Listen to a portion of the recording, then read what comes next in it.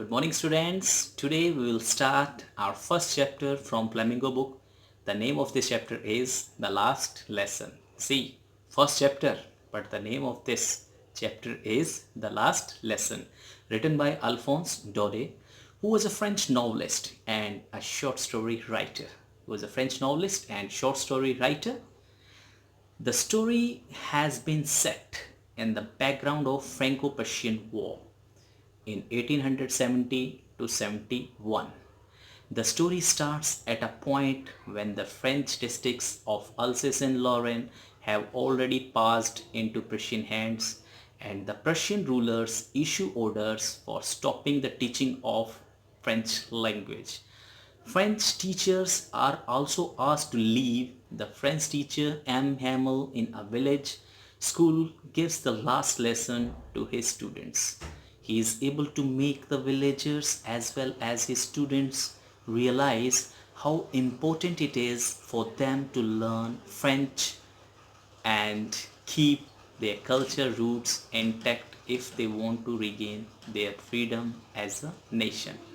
So now I'll tell you the summary of this chapter, the last lesson.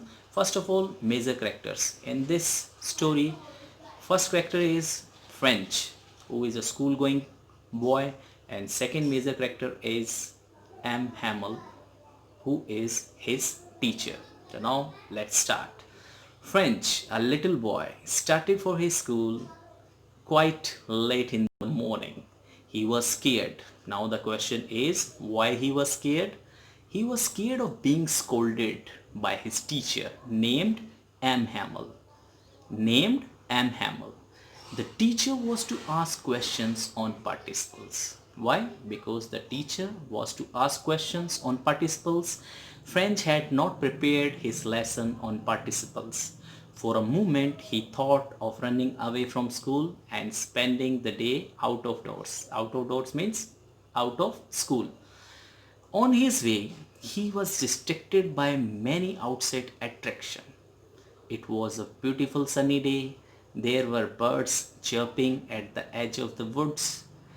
At the back of the sawmill, the Prussian soldiers were drilling.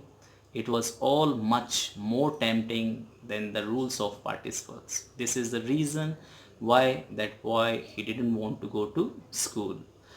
When somehow he just controlled his temptation, and after that he just started walking to school.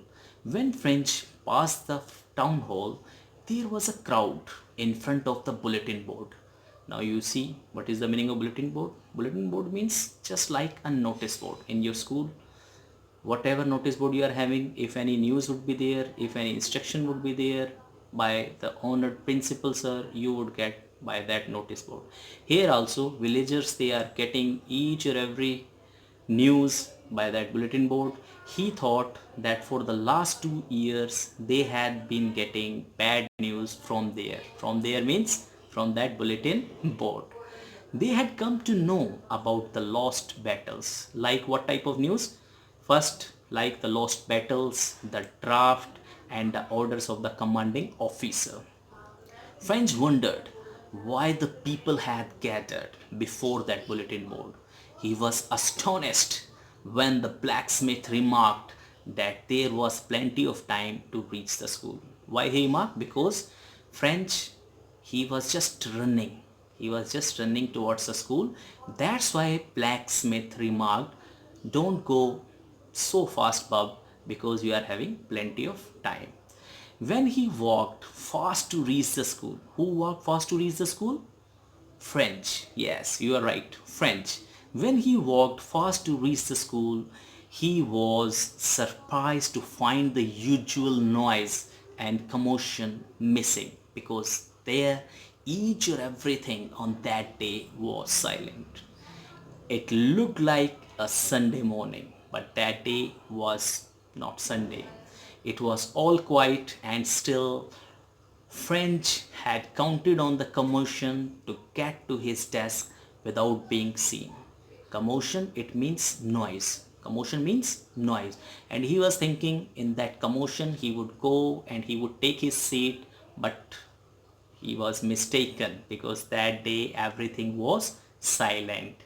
And then that is not possible to reach there. It would be possible to reach, but sure, he would be noticed by the teacher, M. Hamel.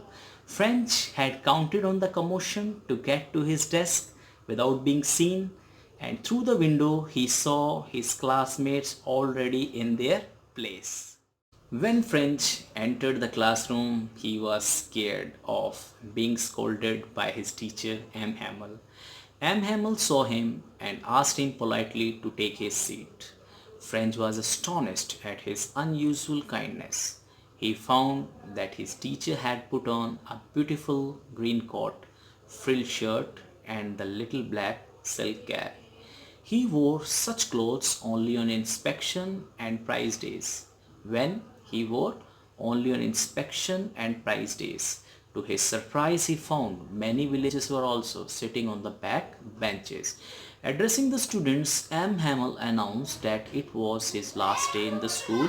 He was leaving because only German would be taught in the school of Alsace-Lorraine. Who German would be taught in the school of Alsace-Lorraine. He said, the master comes tomorrow. This is your last French lesson.